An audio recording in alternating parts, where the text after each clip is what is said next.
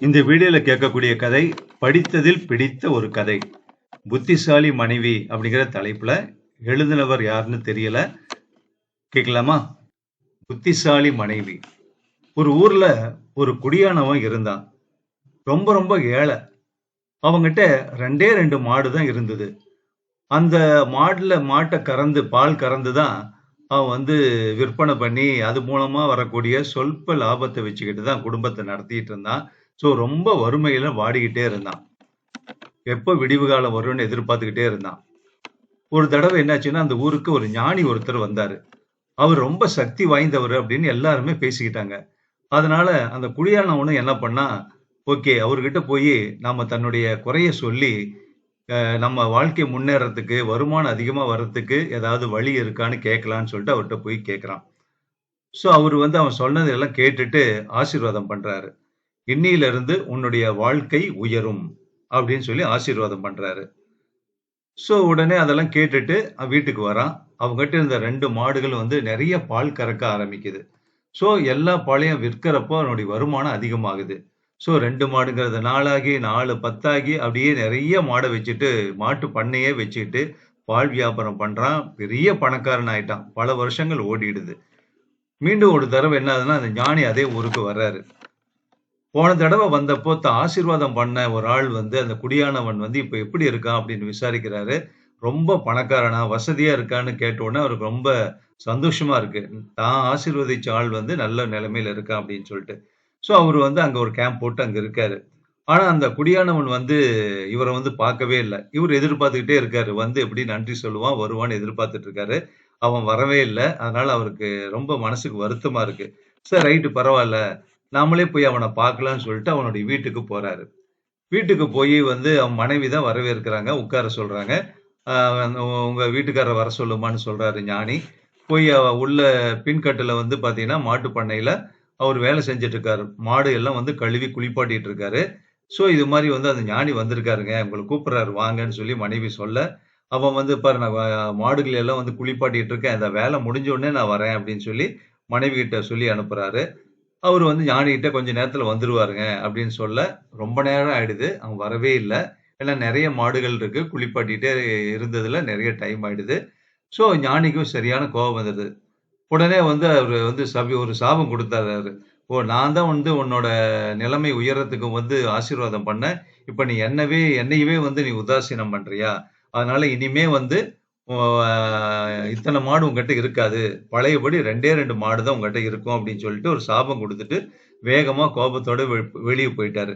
அத கேட்டுட்டு அலறி அடிச்சுக்கிட்டு அந்த ஆள் அங்கிருந்து வரான். குடியானவன் பதறி அடிச்சுட்டு ஓடி வர்றான் அவர பார்க்கறதுக்காக.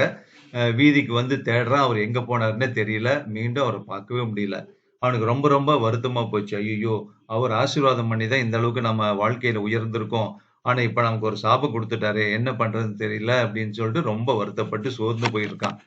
அப்ப பின்கட்டுக்கு மாட்டு பண்ணையில பார்க்குறான். ஒரு மாடு எல்லாம் நெறைய மாடுகள் இருந்தது இல்லையா? இப்ப அவனுடைய பழைய மாடுகள் 2 மட்டும் தான் இருக்கு. வேற எந்த மாடுகளுமே இல்ல. அதனால ரொம்ப அவனுக்கு தலையில அடிச்சுக்கிட்டு அழறான். ஐயோ! நம்ம வாழ்க்கை இப்படி ஆயிடுச்சே! என்னுடைய அலட்சியத்தினால இது எல்லாம் நமக்கு கிடைச்ச வாழ்க்கையே போயிடுச்சு அப்படின்னு சொல்லிட்டு ப வருந்துறான். பழையபடி நம்ம வறுமையிலேயே கஷ்டப்பட போறோமே அப்படின்னு ரொம்ப புலம்புறான். அத கேட்டுட்டு அவன் மனைவி என்ன பண்றாங்க, அவன கூப்பிட்டு, நீங்க ஒண்ணும் கவலைப்படாதீங்க. இந்த 2 மாட்டையும் ஓட்டிட்டு போய் சந்தையில வித்துட்டு வாங்க அப்படிங்கிறாங்க. இவனுக்கு பயங்கர அதிர்ச்சி. என்னம்மா நீ சொல்ற? நமக்கு இப்ப 2 மாடு தான் இருக்கு. அத அத அத அந்த 2 மாடுல இருந்து பால கறந்து தான் வித்து நம்ம வயித்து பொழப்பையே ஓட்டணும்.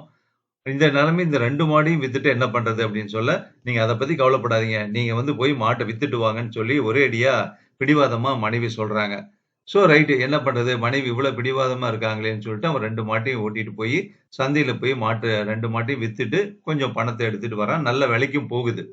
ஏன்னா நல்லா தீனி போட்டு வளர்த்திருக்கிறதுனால நல்ல விலைக்கு போகுது. வீட்டுக்கு வரான். ரொம்ப சோர்வா இருக்கான். ரொம்ப கவலையாவும் இருக்கான்.